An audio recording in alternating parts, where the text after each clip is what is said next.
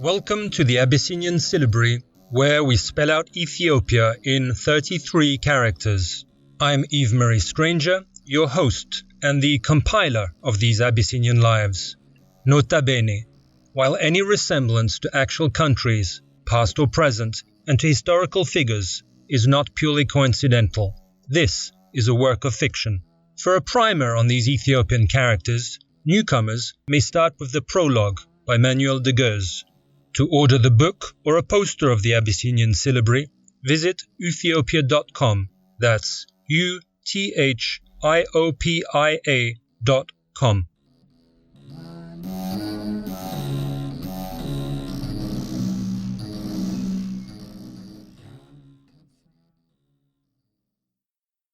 As Berde Mariam and Zer Yacob were travelling from Begumdir to Merabiti, the master gaped at the high plateau.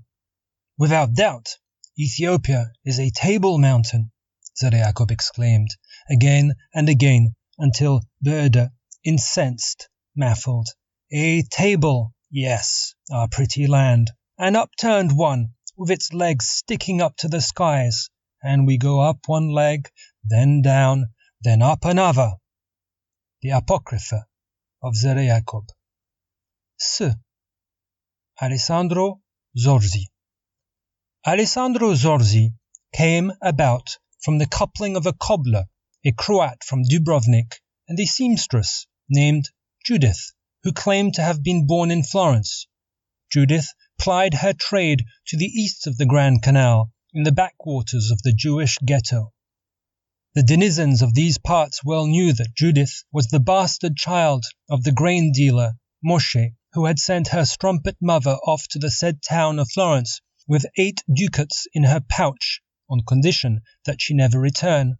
Surprisingly, she held her word, but it is her daughter that appeared in her stead one morning of noxious fogs, speaking too loose, and promptly being nailed by the cobbler. That is how Alessandro came to be called Jew by some, Croat by others, and sometimes both, which made of him a very good Venetian, Alessandro himself was to later say, good-naturedly.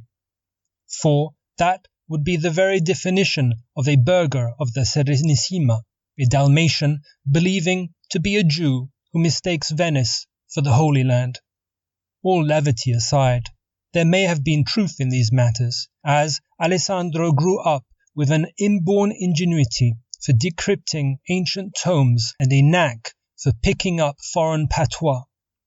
From an early age, he was very good at filling ledgers with exact accounts, which is, as we all know, the true mark of a Jew.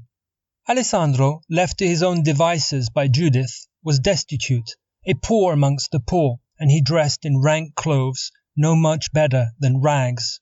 Yet he was a joyous child. He loved to play with his fellow mudlarks at the Venetian hopscotch that jumbles Latin and Hebrew letters, and at Marco Polo, a kind of blind man's bluff in which he excelled, having committed to heart each cobblestone of the square Veronica. Alessandro spent his days on the Olid waterways. His crew and himself would dare each other to reach Magdalena Street or the Ricolettini Canal by the walls, leaping from terrace to wharf and from window frame to pontoon along the waterfront. The jackanapes would often tumble into the canal, leaving here and there the outlines of their falls in the mudflats. It was while engaging in such an act of braggadocio that Alessandro felt himself seized by the neck one day as he inched across a perilous passage underneath a balcony that had seemed deserted. A hand stained in ink shoved him into a chiaroscuro interior in which the only light was shed by 2 guttering candles. Alessandro immediately took note that 5 more unlit stumps were stuck onto the candelabra, awaiting the Sabbath. Moshe plumped him down on a walnut stool. His grandfather, for it was he, had been observing the child from afar for a long time, taking in his aptitude for dancing over the paving stones with eyes shut tight, as if larking about in broad daylight. Moshe had recognized his own sparkly eyes, as he had known himself in the child's high-domed forehead, like the pig bladders used as floats to fish eels.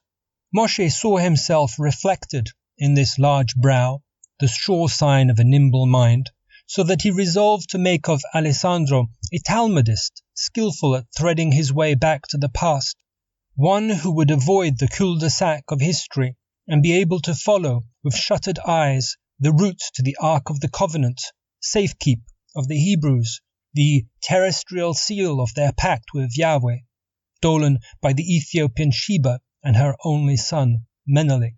Moshe knew of the book of El Dani, the tale of a Jewish traveler who stunned Jerusalem in the 10th century with his recounting to fascinated audiences, his flashing eyes, his glossy skin, of how he, El Dani, was the emissary of his African Jewish tribe, the long-lost tribe of Dan.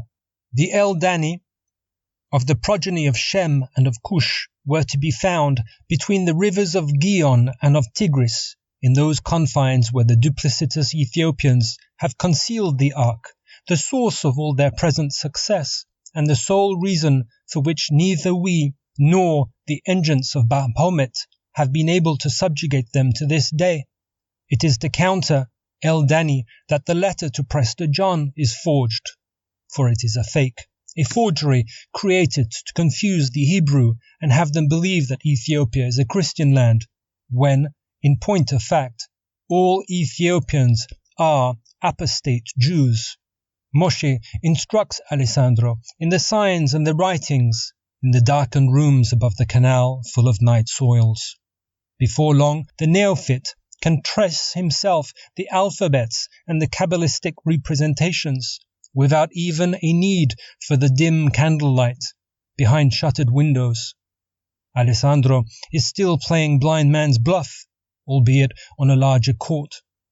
He wanders the docks and the port inns which provide lodgings to strangers and half-breeds.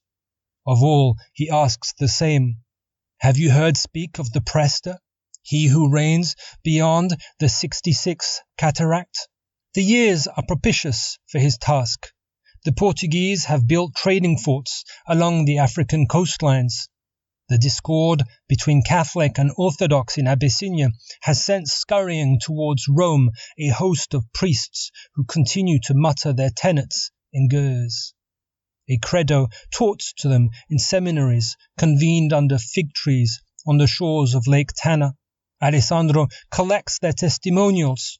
He transcribes each leg of their journeys from Barara, the capital of Abyssinia, on Mount Amara.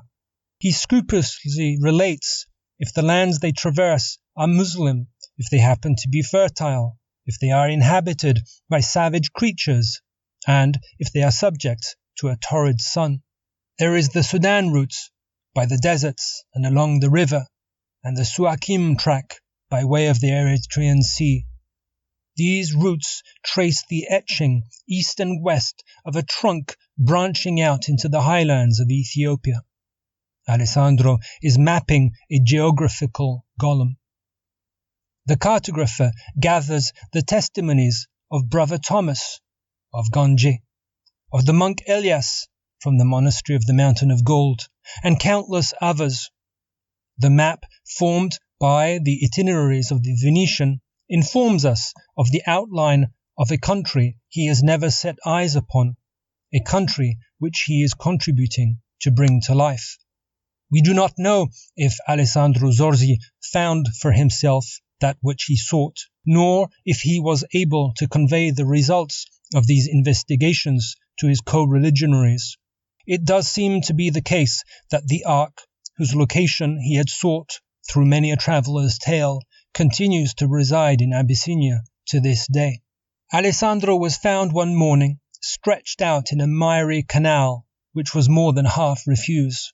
When a graveyard had to be selected, as not one person could vouch with certainty if he had been Jewish, Catholic, or of another persuasion, somebody interjected, "In any account, assuredly Venetian," so that Alessandro was buried at sea in front of the Laguna.